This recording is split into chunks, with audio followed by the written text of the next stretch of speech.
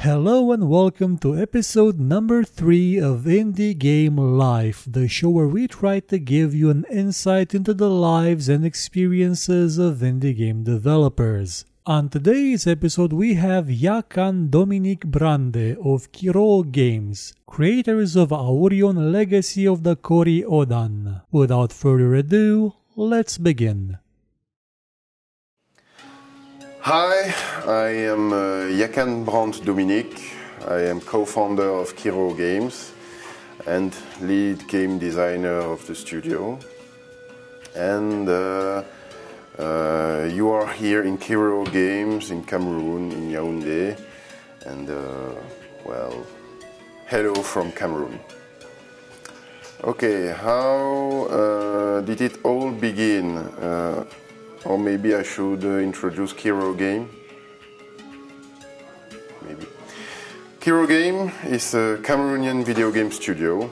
We opened the 3rd of December 2013, and we released our first big game this year in 2016, the 14th of April. And the game is Aurion, the Legacy of the Kori-Odan. It's an action RPG based on an African fantasy universe that we created based on African myths and mythologies and our likings, of course. So, how did it all begin?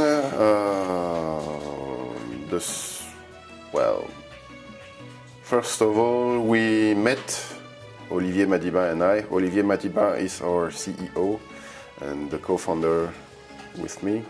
We first met when we were at school, and we started creating the first version of Aurion as an amateur team. And that's how the idea of this Aurion started. It happened 13 years ago, something like that. Yes, 13 years ago. It was in 2003.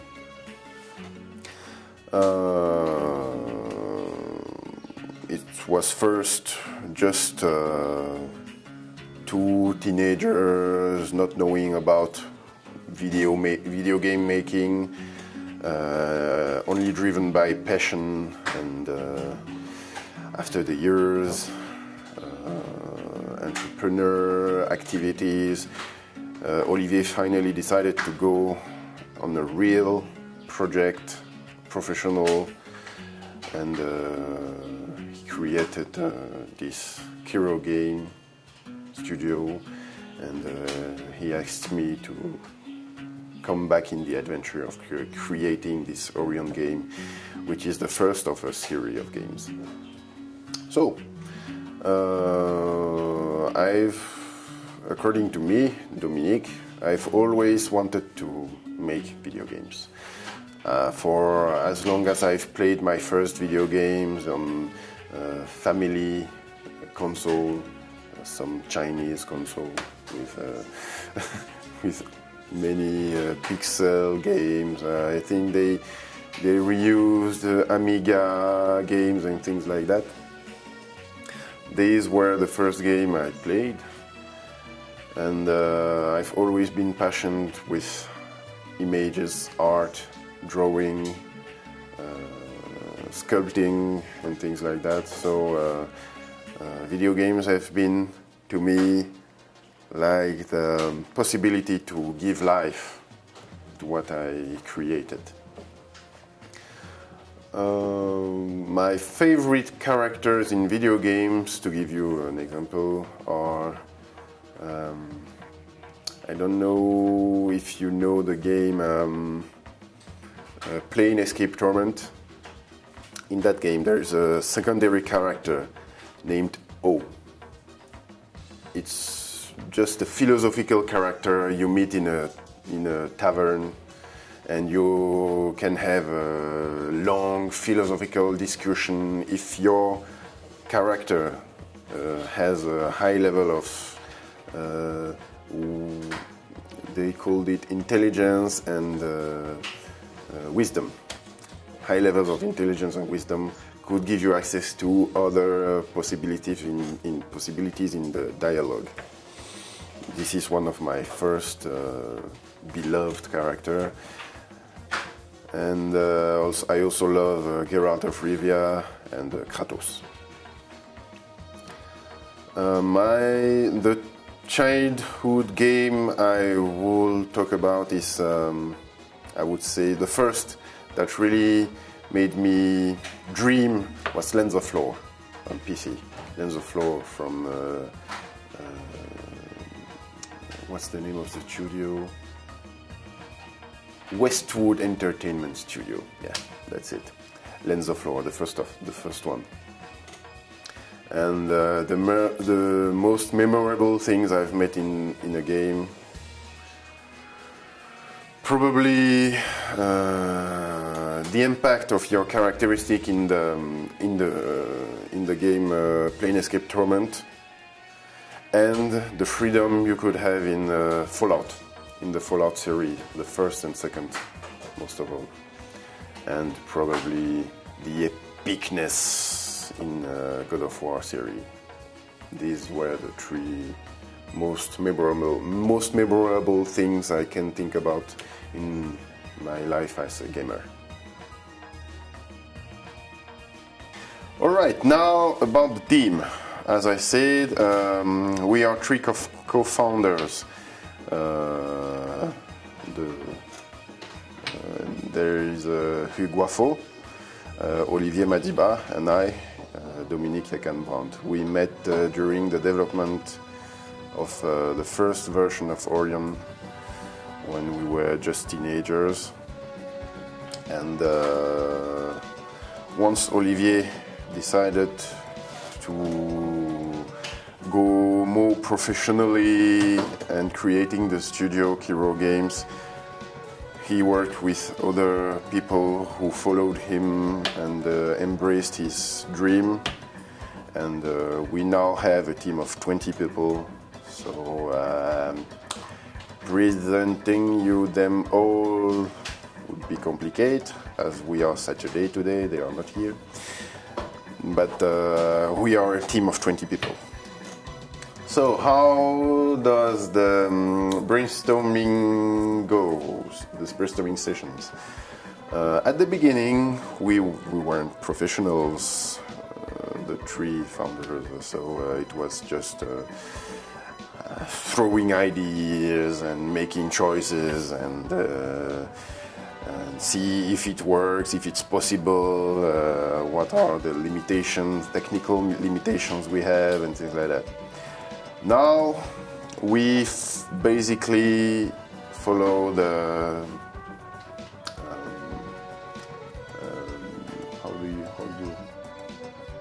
the design thinking process.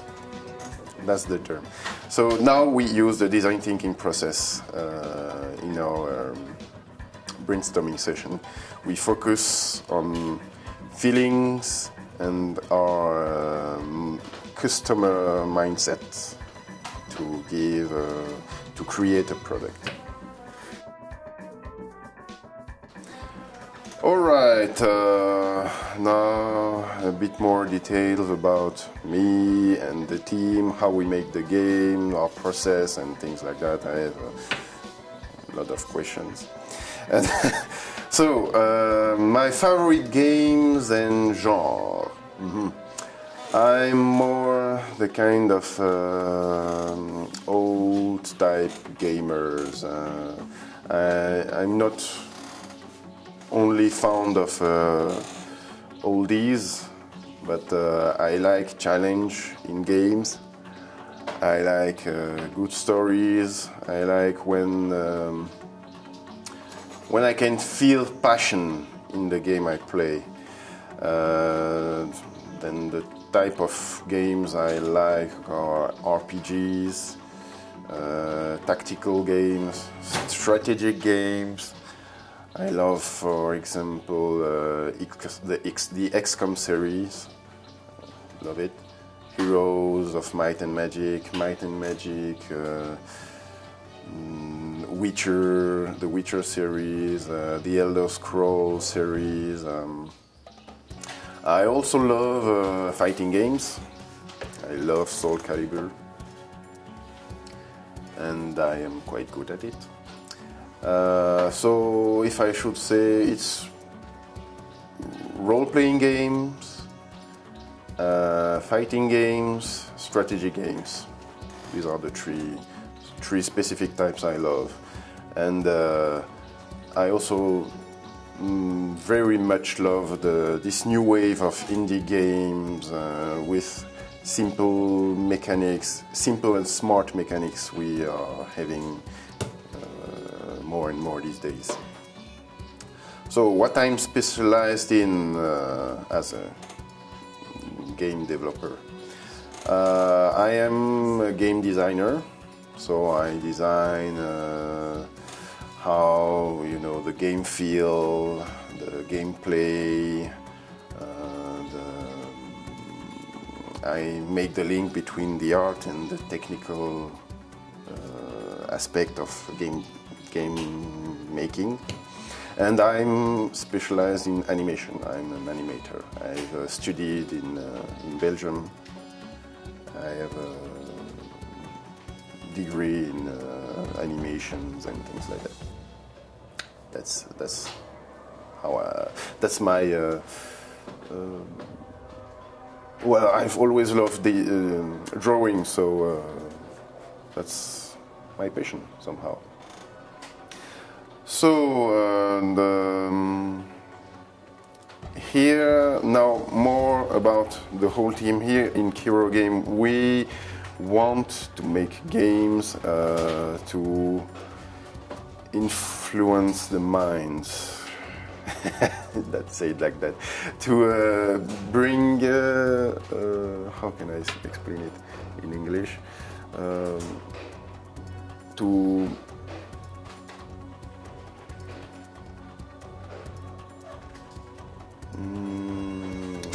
well, we want to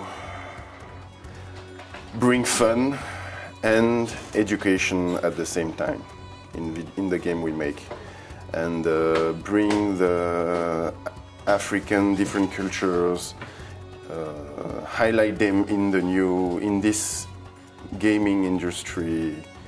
That's the challenge we have. And we will make serious games.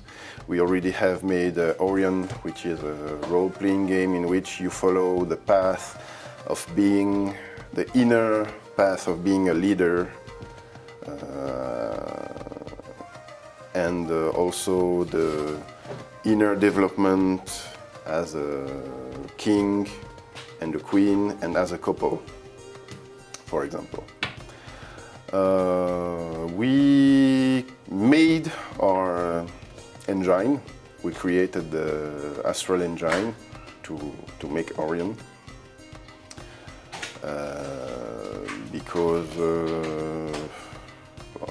because first of all we had nothing to buy another one, and we didn't want to be limited by specificities of another engine.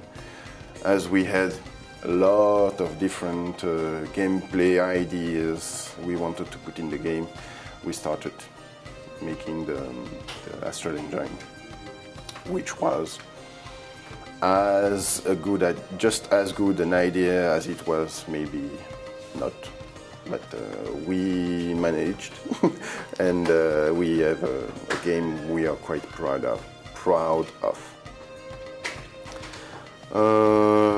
But we are now starting to use Unity, the game engine Unity, for our future smartphone and smart device games. We are already developing some concepts,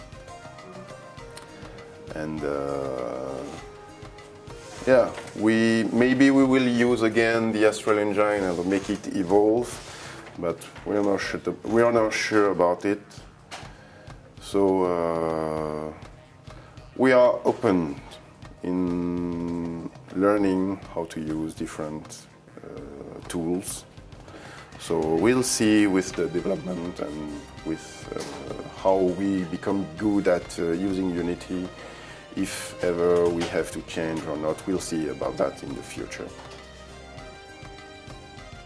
All right, so when we begin a new project here, we go on this new design thinking way we use now. So we define personas, as we are mostly now working on serious game, and we want to educate the players, so we have to know where to hit. So we create base personas and see how we can touch people with what, how we should transmit what we want to transmit, and then we go on a concept of a serious game. Now, where we draw our inspiration from life.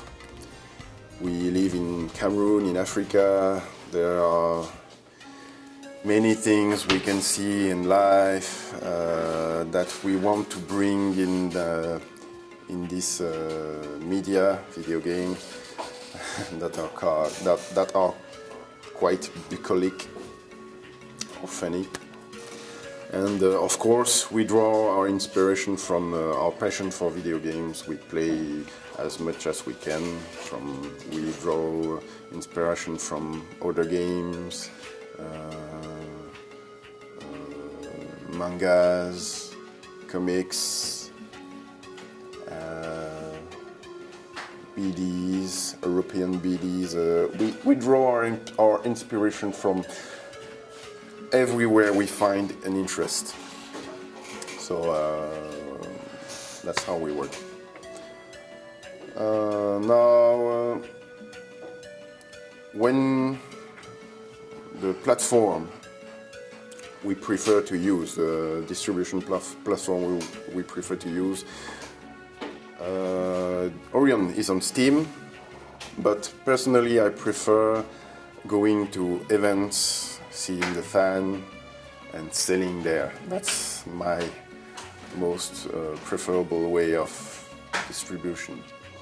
But it's of course easier to put it on Steam or in shops and things like that. But what was?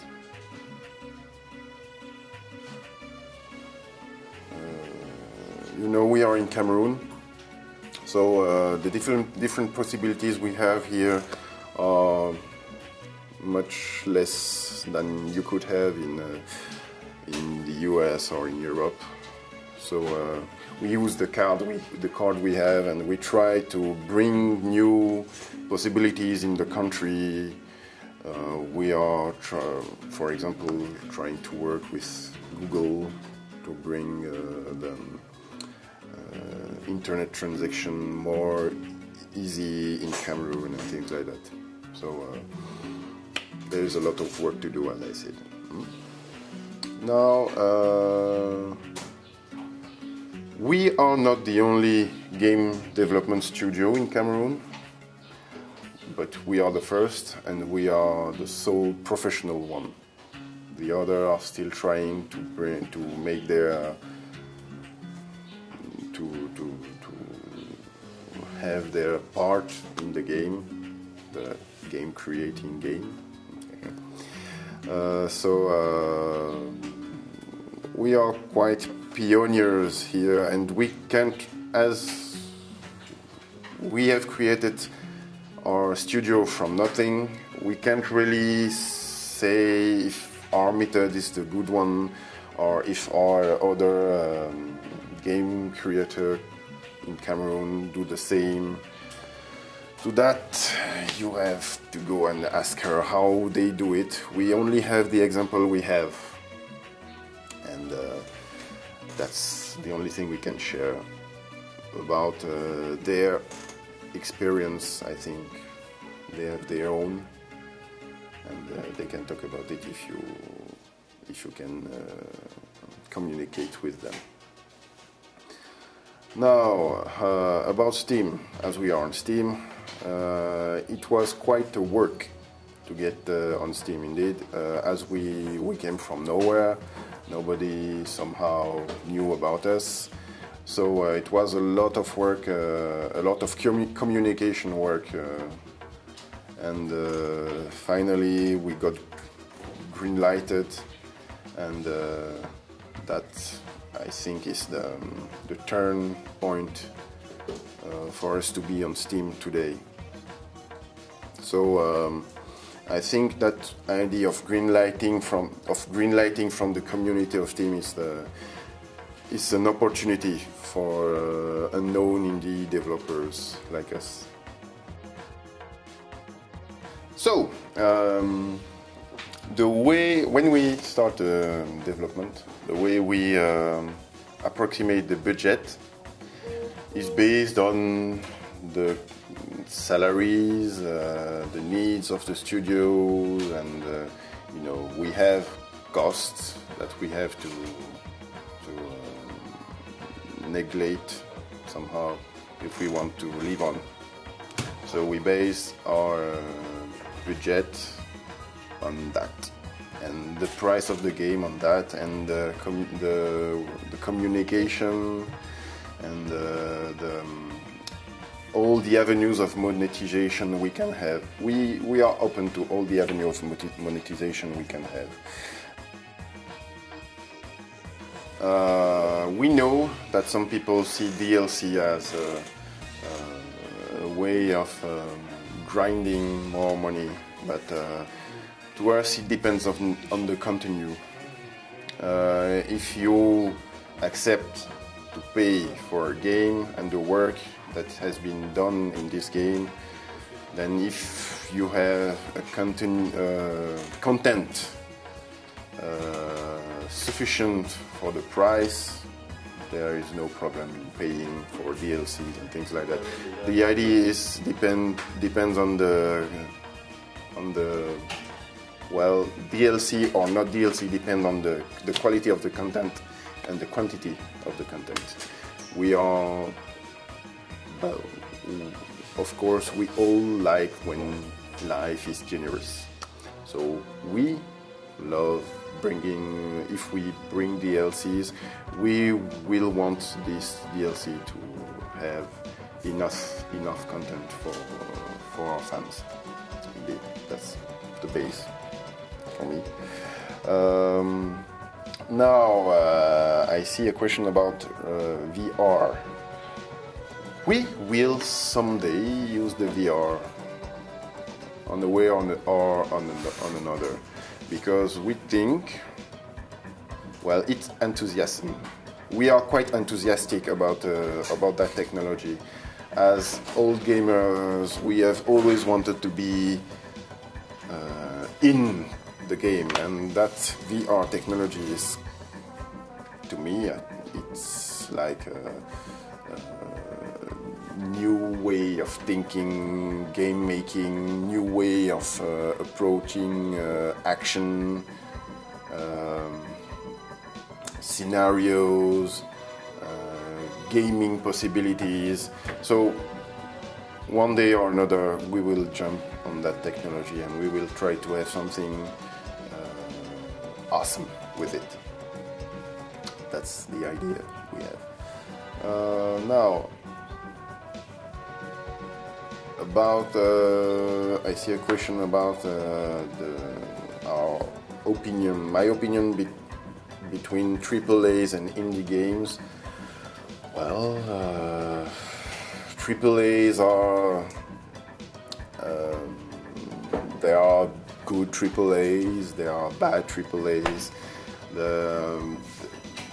the gaming industry can be considered as losing its soul when it becomes too big and losing its passion.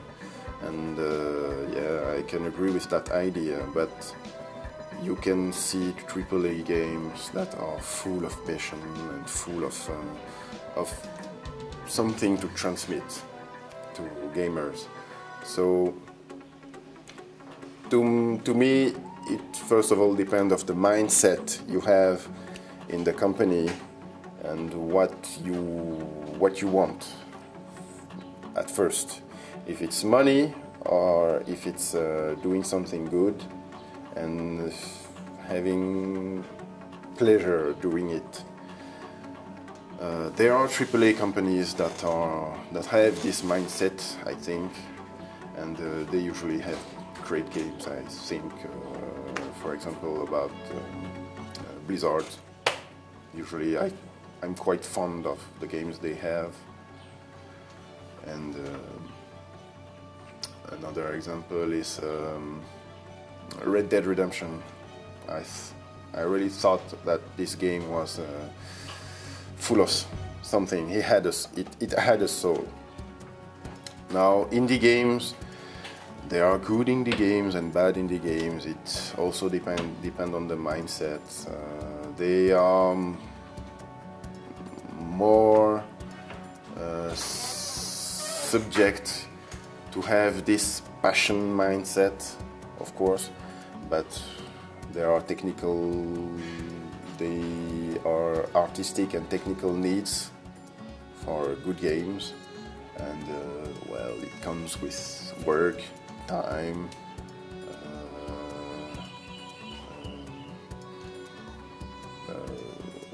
moyens, money, things like that. So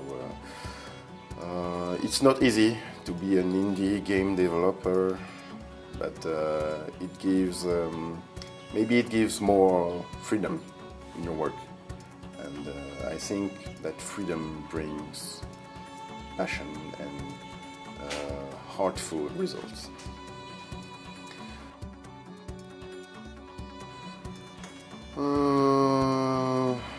But we are a young studio. We only have 2 years and a half. We only have developed Aurion yet. Before that, I have worked on little animation videos and films and things like that. But Aurion is the first real big game I've been working on. So we can't really give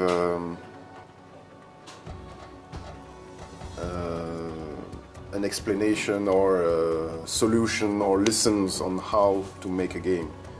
We are just trying to be the most professional we can be and give what we can give in what we do and do with the restriction we have, technical or environmental restriction we have, as we are in Cameroon.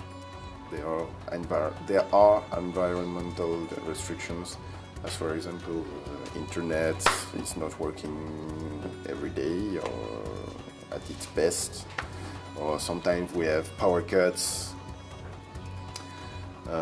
In financing the game, as we are in an environment not very used to the gaming world, we had a lot of work to convince investors and find believers in our project, but we managed, and it's a matter of work, time, patience, and will, I think.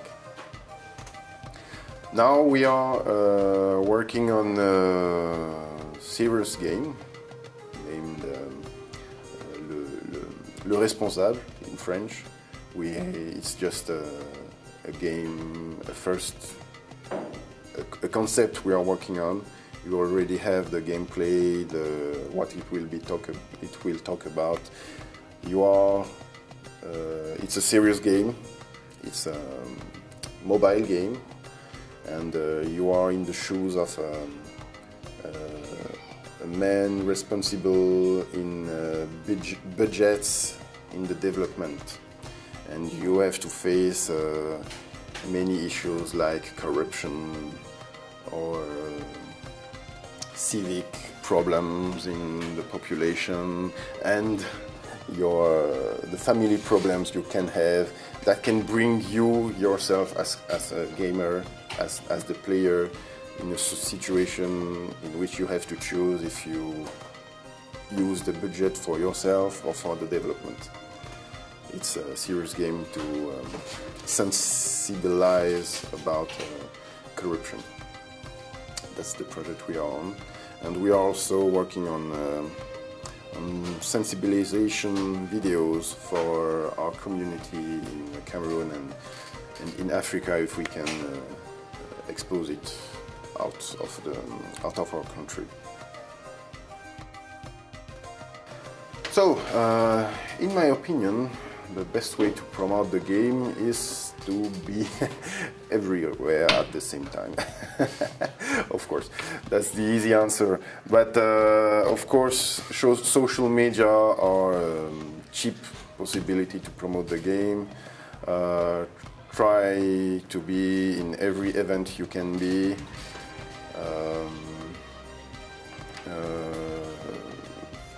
Find fans that will talk about your game, that will love the game. Of course, make a game that can be loved, and communicate with your fans, promote in social media, and if you have the money, promote on television, on radios, all these old medias, magazines. Of course, having reviews in the specific press is also a good point, I think. Try to have friends in this community. Well, we have in today, thanks to the internet, we have countless ways to promote the game you have made.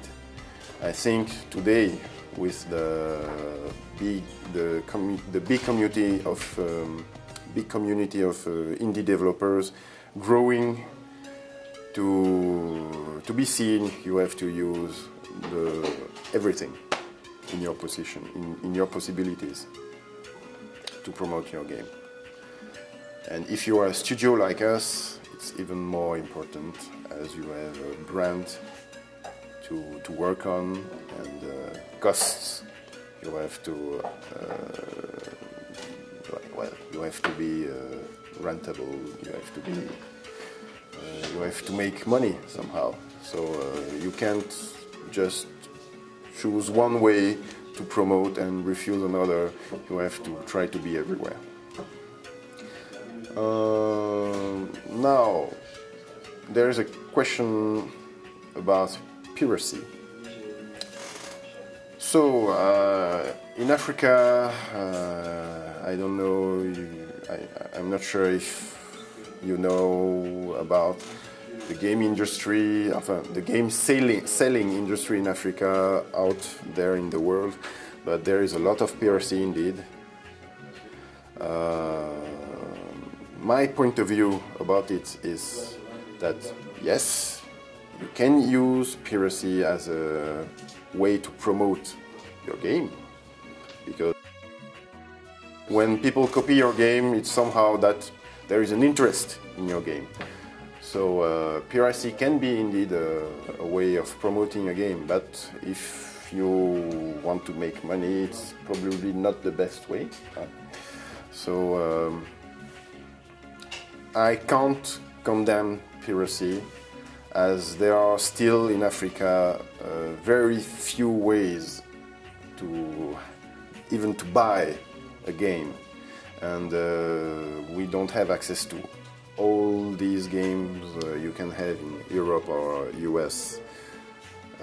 For example, on Steam, you absolutely need a MasterCard to buy a game on Steam here in Africa. And of course, all Africans don't have a MasterCard, so they do with what they have. So I can't really condemn piracy because we need institutions and possibilities here for the gaming industry to be what it is in Europe. And we are here in Kiro'o Games working on it. So piracy, no, but somehow when you can't do without it, you have to do with it. You have to deal with it. So I think as an indie developer, we shouldn't focus on piracy. Now, for the next, I've already talked about the game the serious game we are working on, but I want all the viewers to know that Aurion is just the first of a series, and we want this game to go throughout the world and be done everywhere, and it will probably be a series of 3 games. Now, did Aurion win an award? I'm not sure yet. I don't think so.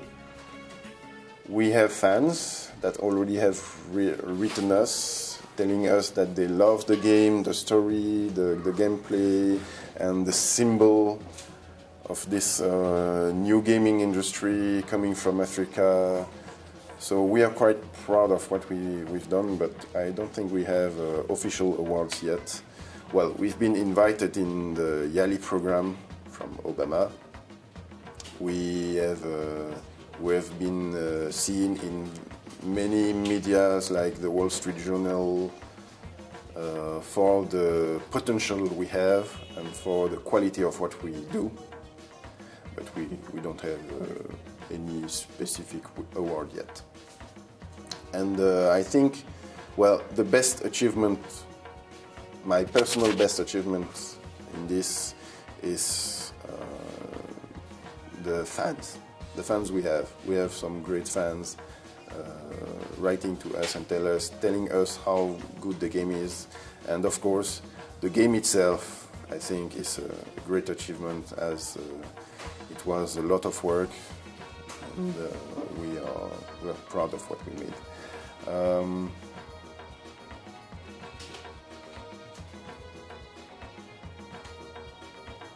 As I said, if I have advices to give to other indie developers, it would be, you know, the classic never give up, try to be true in what you do, try to give something with the game you do.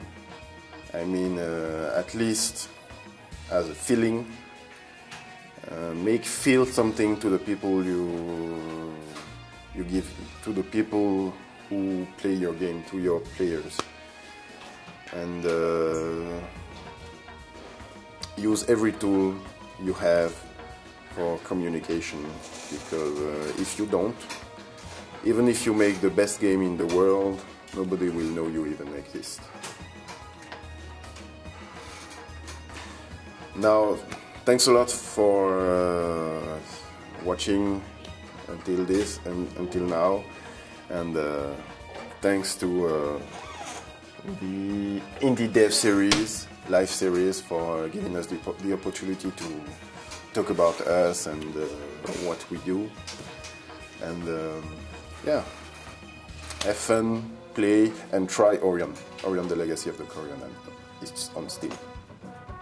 Thank you for watching this show. If you enjoyed it, please consider watching some of our other videos and maybe sharing them or giving a thumbs up if you feel like it. And if you really liked what you saw, please check out our Patreon page. For just $1 a month, you could help us make much better shows and get some rewards in the process.